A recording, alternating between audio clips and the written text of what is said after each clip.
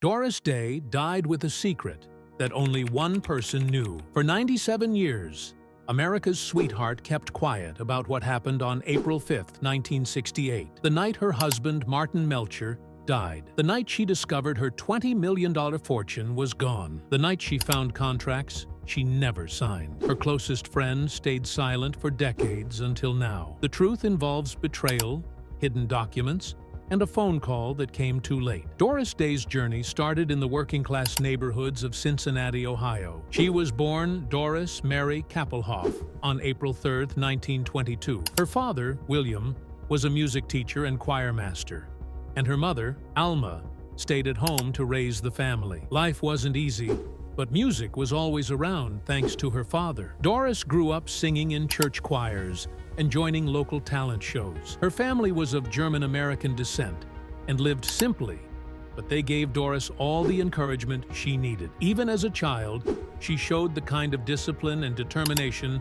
that would one day make her famous. When Doris was 14, everything seemed to change.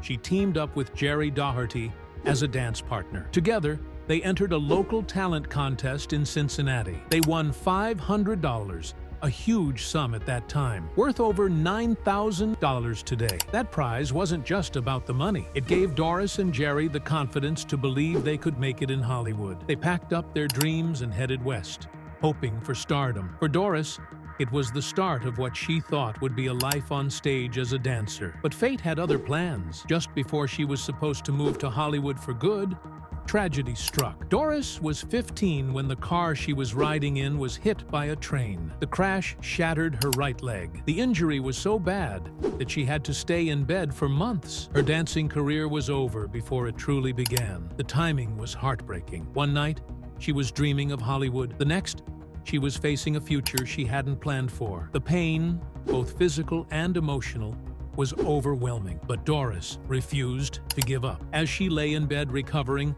Doris found new inspiration. She listened to the radio and fell in love with the voice of Ella Fitzgerald. The way Ella sang touched something deep inside her. Doris decided that if she couldn't dance, she would sing. She began taking voice lessons and poured her heart into every practice. Slowly, singing became her new passion. The accident that could have ended her dreams gave birth to a new dream instead. Doris transformed herself from dancer to singer, showing resilience that would define her life. Her big break came when band leader Barney Rapp heard her sing. He believed her real name, Kappelhoff, was too long for show business. Inspired by the song Day After Day, she chose the stage name Doris Day. It was a fresh start and marked the moment she truly stepped into the world of entertainment. At just 18, Doris joined Les Brown and his band of renown. She had a short run with Bob Crosby's band before that, but Les Brown saw something special in her. He called her the perfect singer, talented, thoughtful about the lyrics, and lovely to look at. Doris's clear, honest voice stood out. She didn't overdo the emotion. She simply sang with feeling. During World War II, her voice became the sound of comfort for Americans at home. Even when a recording ban stopped many musicians from making records between 1942 and 1944, Doris stayed in the public's heart through live shows and radio. Then came Sentimental Journey. She recorded it with Les Brown on November 20th, 1944. When it hit the airwaves in early 1945, it became a sensation. The song spoke to millions of soldiers returning home. It reached #1 on the Billboard chart, stayed in the top 10 for 23 weeks, and sold over 1 million copies. That was incredible at a time when material shortages made it hard to produce records. Her next hit, My Dreams Are Getting Better All the Time, recorded on March 2, 1945, also climbed to #1. These songs made Doris Day a household name and the voice of a generation. In 1946, Doris went solo. What followed was one of the most successful recording careers in history. Between 1947 and 1967, she recorded over 650 songs. Her work spanned jazz, pop, country, Latin, and even soft rock. She released 11 movie albums and 20 studio albums. At least 8 of her albums reached the top 5, with half of those hitting #1 between 1949 and 1955. From 1948 to 1958, 9 of her singles sold over 1 million copies. Her songs stayed on the charts for a combined total of more than 8 years. The scale of her success was staggering, but what mattered most was how she made people feel. Doris Day's journey to stardom began with a screen test at Warner Brothers. They saw something rare in her, a mix of beauty, warmth, and a singing talent that outshone the typical starlets of the time. There was one small problem. Another actress named Doris Day was already working in B-Westerns, and the confusion caused headaches in credit listings. But Warner Brothers didn't care. They were sure they had found Hollywood's next big thing. In 1946, they signed her to her first movie contract. This wasn't just a job offer. It was a bold bet on a fresh face who would soon light up the silver screen. 2 years later, that bet paid off. In 1948, Doris made her debut in Romance on the High Seas. Directed by Michael Curtis, the film put her front and center. Audiences fell for her at once. Her beauty sparkled. Her energy was infectious. And when she sang, the theater seemed to hold its breath. The film was a hit. The soundtrack earned praise, too. Overnight, Doris Day wasn't just another new actress. She was a star, and her rise felt unstoppable. In 1949, she proved it wasn't luck. That year, she starred in My Dream Is Yours and It's a Great Feeling. Both were musical comedies. Both box office successes. My Dream Is Yours showed off her voice and sunny spirit. It's a Great Feeling sealed the deal. Doris Day could lead a film and charm critics and fans alike. Hollywood had its new queen of musicals, and Doris was just getting started. What followed was a pace few could match. In 1950, she starred in Tea for Two, The West Point Story, and Young Man with a Horn. Each film highlighted a different side of her talent, but that was nothing compared to 1951. In just 1 year, she made 5 films, including On Moonlight Bay and Lullaby of Broadway. The workload was intense, but Doris never faltered. She gave every role her all, earning a reputation for professionalism that studios trusted and admired. She wasn't just a star, she was a workhorse, delivering hit after hit while setting the bar for dedication. Then came Calamity Jane in 1953. It was the role that felt most like home to Doris. Later, in 2019, she said it was her favorite. She called herself a tomboy growing up, and playing Jane let her embrace that side. She rode horses, fired guns, and sang like the whole West was listening. Audiences loved it. The film flipped gender expectations on their head. Here was a brash, loud woman in men's clothes, but also a character with a tender heart. The song Secret Love from the film won the Oscar for Best Original Song and later became an anthem for those seeking acceptance. The film's success led to a stage musical in 1961, and Calamity Jane remains one of Doris's most celebrated performances. Doris shocked fans again in 1956 with The Man Who Knew Too Much. Directed by Alfred Hitchcock, the thriller showed a new side of her. She played Jo McKenna, a mother whose son is kidnapped. Gone was the light-hearted songbird. In her place was a woman filled with fear and determination. The Cannes premiere brought rave reviews, and the film became a hit. The scene where she realizes her son is missing still stands as one of her most powerful. And when she sang Que Sera, Sera, written for the film, it wasn't just a song. It was a mother's cry wrapped in a lullaby. The song won the 1956 Oscar and became Doris's signature, forever tied to that haunting, beautiful moment. Doris and Rock Hudson became Hollywood's favorite duo, starting with Pillow Talk in 1959. The film was daring for its time, filled with playful, risque humor. It earned $18,150,000 domestically and topped the box office for 7 weeks straight. Doris earned her only Oscar nomination for Best Actress. Their chemistry was so good that 2 more hits followed. Lover Come Back in 1961 with $7.6 million in rentals, and Send Me No Flowers in 1964. The films didn't just entertain, they challenged old ideas about love and sex on screen. The production code even tried to stop Pillow Talk from using its title, fearing it was too suggestive. In 2009, the film was added to the National Film Registry, proof of its lasting impact. Doris also held her own alongside the biggest names in Hollywood. In Teacher's Pet, she starred opposite Clark Gable, who was 57 at the time. Their pairing surprised many, but audiences loved it and the film became a hit. Gable praised her strength and humor. In Love Me or Leave Me, she starred with James Cagney, delivering a performance so strong that many believed she deserved an Oscar nomination. She shared the screen with Cary Grant in That Touch of Mink, and acted with Ronald Reagan in Storm Warning and The Winning Team. She even dated Reagan briefly before politics took over his life. When Doris Day joined Barney Rapp's band in Cincinnati in 1940, she was just 16. She was already turning heads with her voice. That's where she met 23-year-old trombonist Al Jordan. Right away, Doris didn't like him. She told her mother, "He's a creep, and I wouldn't go out with him if they were giving away gold nuggets at the movie." Her mother agreed. The age gap and his dark mood were red flags. But Jordan didn't give up. He kept offering to drive her home. Slowly, Doris mistook his brooding nature for depth. Against her mother's warnings, she married him in April 1941 in New York City. Doris was just 19. They squeezed the wedding between her performances and grabbed a quick meal at a diner for their reception. What started as a young woman's impulsive decision soon turned into a nightmare. The horror began almost at once. Just 2 days after the wedding, Jordan's violent side exploded. Doris gave a bandmate a kiss on the cheek to thank him for a gift.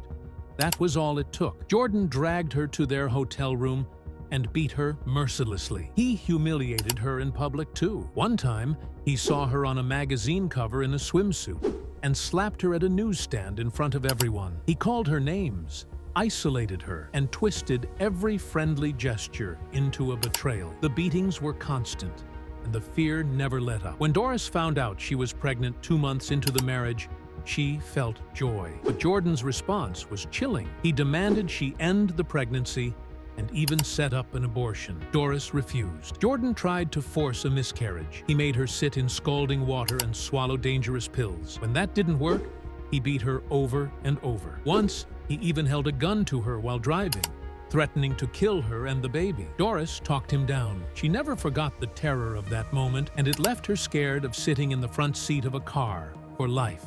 Against all odds, she gave birth to her son, Terry Paul Jordan, on February 8, 1942. It was a miracle they both survived. By 1943, Doris had had enough. With her mother's help, she locked Jordan out of their home in Cincinnati. She filed for divorce. Looking back, she wrote that what she thought was love turned out to be jealousy so sick it destroyed her peace. Kicking him out wasn't easy. Divorce carried heavy shame back then, especially for a young mother. But Doris saved herself and her son. That choice helped her take back control of her life and career. A few years later, in 1946, Doris fell for saxophonist George Weidler. They met while touring with Les Brown's band. Their romance stirred gossip because they shared hotel rooms before marriage. This was shocking in the 1940s. Even Les Brown tried to step in, but they ignored him. They left the band, moved to Hollywood, and married on March 30th, 1946. They fit the wedding in between Weidler's matinee and Doris's night show. Their boldness set the tone for what was to come. George wasn't violent like Jordan, but the marriage still hurt Doris. He didn't want to be a stepfather to Terry. He disliked the idea of Doris's mother and son living with them. He cheated on her too. As Doris's fame grew, George struggled with being in her shadow. He didn't like being known as Mr. Doris Day. The marriage quickly fell apart. In 1949, after just 3 years, he ended it by letter. Some say they lived together for only 8 months. Doris felt betrayed in a different way this time. There were no bruises, but her trust was shattered. She sank into depression, but poured herself into her work. Years later, in her 1976 autobiography, Doris shocked her fans. She wrote, "I staunchly believe no two people should get married until they have lived together." This came from her own hard lessons. Doris Day thought she had finally found stability when she married film producer Martin Melcher on her 29th birthday. After 2 failed marriages and years of hard work, she believed Melcher would be the partner she needed. He didn't just become her husband. He also adopted her son Terry and took control as her manager. It seemed like a perfect arrangement at first, but this decision gave Melcher total power over both her personal life and her career. Doris, with her kind and trusting nature, let him handle everything. He signed contracts, managed her money, and decided where they lived, all without ever asking her. She believed he had her best interests at heart, but this trust would lead to heartbreak. Over the next 17 years, Melcher controlled every part of Doris's career. He forced her into films she didn't want to make, purely for the money. Doris had to star in movies like Do Not Disturb in 1965, The Ballad of Josie in 1967, Caprice in 1967, and Where Were You When the Lights Went Out in 1968. She disliked the scripts and felt these roles didn't fit her. But she had no say. Melcher's goal was simple: squeeze as much money out of her as possible. Doris felt trapped in a punishing schedule that left her drained and unhappy. She dreamed of doing meaningful work, but Melcher wouldn't let that happen. Friends and colleagues saw what was going on, but Doris was so isolated she couldn't see it herself. The stage was set for disaster. When Melcher died suddenly in April 1968, the nightmare became real. Doris learned that her entire $20 million fortune, worth more than $150 million today, was gone. Worse still, she was $450,000 in debt. She had trusted Melcher and their lawyer, Jerome Rosenthal, to protect her wealth. Instead, they wasted it on terrible investments. They threw her money into fake land deals, failing hotels, shady oil and gas projects, and other disasters. Rosenthal even took kickbacks and looked out for himself over Doris. It was one of the biggest betrayals in Hollywood history. Doris took Rosenthal to court and won a record $22.8 million judgment. But after years of fighting and his bankruptcy, she recovered only a small part of what she had lost. As if that wasn't enough, Doris found out Melcher had secretly signed her up for the Doris Day Show. She had no idea until CBS called her to start production. She never wanted to work in television. She had planned to retire after her last film in 1968, but the money from the show had already been spent by Melcher. She had no choice but to go along with it to pay off her debts. The show started on September 24th, 1968. Doris worked through her grief and exhaustion, forced into a world she hadn't chosen. Over time, she gained some control, and the show ran for 5 seasons. But the way it began was just another reminder of how completely Melcher had controlled and deceived her. In February 1969, Doris Day made a decision that changed her life forever. She filed a lawsuit against Jerome Rosenthal, the man who had managed her business affairs for nearly 20 years. This wasn't just about money. It was about betrayal on a scale that shocked even Hollywood. Doris, once one of the highest-paid stars in the world, had discovered a nightmare after her husband Martin Melcher died in 1968. Her entire fortune, more than $20 million, was gone. On top of that, she owed nearly $450,000 in taxes. The woman who had brought joy to millions now faced financial ruin. Rosenthal had been with Doris and Martin since the late 1940s. They trusted him with everything. In 1956, he had even secured an agreement that gave him 10% of all they owned or earned, except for a few entertainment contracts. No one warned Doris that she could have hired another lawyer to protect her. She had no idea she was signing away so much. After Martin's death, the truth hit her hard. Rosenthal had used that trust to bleed her dry. So in 1969, she went to court, determined to fight back. The battle that followed lasted over a decade and became one of the most famous legal showdowns in Hollywood history. The courtroom drama was as intense as anything Doris had ever acted in. It wasn't just lawyers trading papers. There were moments that felt like scenes from a thriller. When the court ordered Rosenthal to hand over vital financial records, he refused. He locked the file room and tried to keep the evidence hidden. The situation got so bad that sheriff's deputies had to force their way in to seize the files. This wasn't normal. It showed just how desperate Rosenthal was to cover up his crimes. The judge later called his behavior a disaster for every basic rule between a lawyer and a client. Rosenthal's schemes included shady oil deals, hotel scams, and fees for work that was either useless or never done. Each act revealed just how far he had gone to destroy Doris's finances. Finally, on September 18, 1974, Doris got the verdict she had fought so hard for. After 99 grueling days in court, with 67 witnesses and over 14,000 pages of transcript, The judge ruled in her favor. Doris was awarded $22.8 million, a record sum for a civil case in California at that time. The court's decision was brutal in its criticism of Rosenthal. The judge called his actions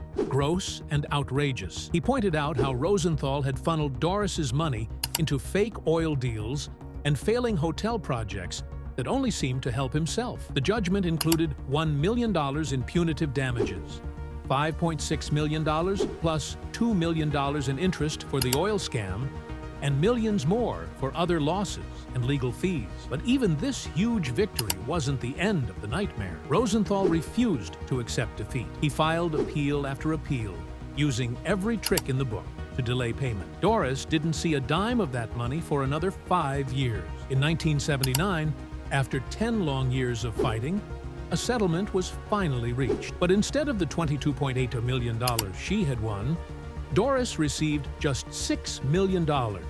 And that didn't come from Rosenthal, it came from his insurance companies.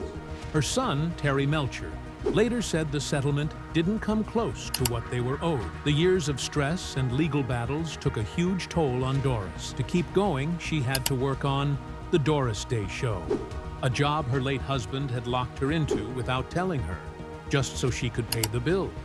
Rosenthal kept trying to fight back with more lawsuits, but in 1987, nearly 20 years after Doris first took him to court, he was finally disbarred. Doris Day's final marriage was as surprising as it was talked about. In 1976, at 52 years old, she married Barry Comden. He was 12 years younger and worked as a maitre d' at the Beverly Hills Old World restaurant. Their romance started in an unusual way. Barry knew Doris loved animals, especially dogs. So, he would save meat scraps and bones from the restaurant and give them to her for her pets. This sweet gesture touched her heart and became a symbol of their bond. But Barry soon realized that Doris's love for animals was no small thing. At times, they had as many as 14 dogs living with them. Her passion for animal welfare slowly overtook everything else, including her career. The couple even tried to start a Doris Day pet food line to support her animal charity, but the plan fell apart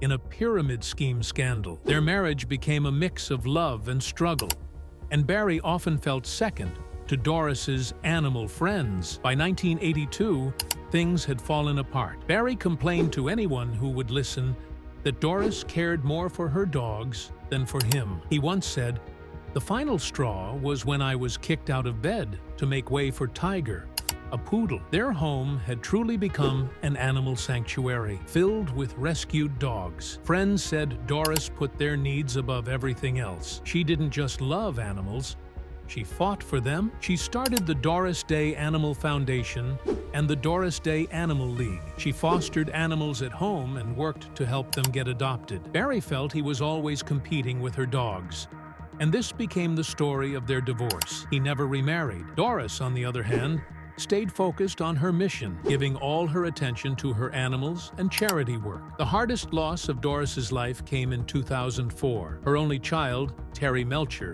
died at age 62 after a fight with skin cancer. Terry was a top music producer known for working with the Byrds and the Beach Boys. Doris and Terry were very close, especially after the dark days of the 1960s. Terry had once thought about producing music for Charles Manson. He even lived in the house where the Manson family later murdered Sharon Tate. The horror of that time left deep scars, and Doris made Terry move for his safety. After that, they became even closer. They owned the Cypress Inn together and teamed up on animal welfare projects.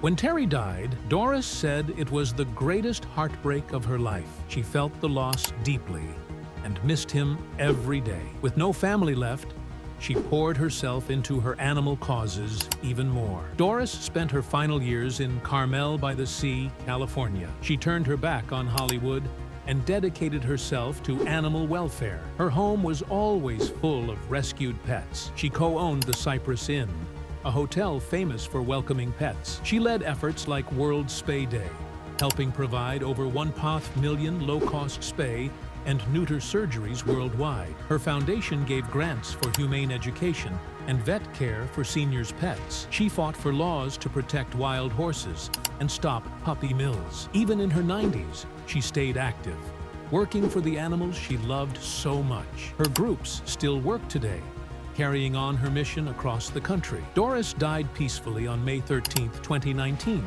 at the age of 97, after getting pneumonia. She had asked for no funeral, no memorial, and no grave marker. She didn't want a fuss. Instead, she wanted people to honor her by helping animals through her foundation. Even in death, she stayed true to what mattered most to her. Her 1975 book, Doris Day, Her Own Story, shocked many fans. She worked with writer A.E. Hotchner to reveal the truth about her life. The book shared painful details that didn't fit her good girl image. She spoke of her first marriage at 17 to Al Jordan. He was violent and controlling. He beat her, threatened to kill her, and tried to force her to have an abortion when she was pregnant with Terry. The abuse was so bad that she almost lost the baby. One night, Al took her to a deserted place with a gun, threatening her life. Doris finally made him leave, and he killed himself 14 years later. Hotchner, who knew her well, said Doris had a sweet and sour life. Despite everything, she stayed kind and positive. She knew people saw her as Miss Goody Two-Shoes and admitted that her real story would surprise them. After her death, her grandson Ryan Melcher shared a sad truth. He had been kept away from Doris for the last 14 years of her life. He said her manager, Bob Bashara, blocked him from seeing her. Ryan recalled how excited they both were to plan a dinner together after Terry's death, but Bashara stopped it. Ryan never got to say goodbye. He learned about her death on social media. In the end, Doris Day's life was full of love, heartbreak, and an unshakable devotion to animals that outlasted everything else.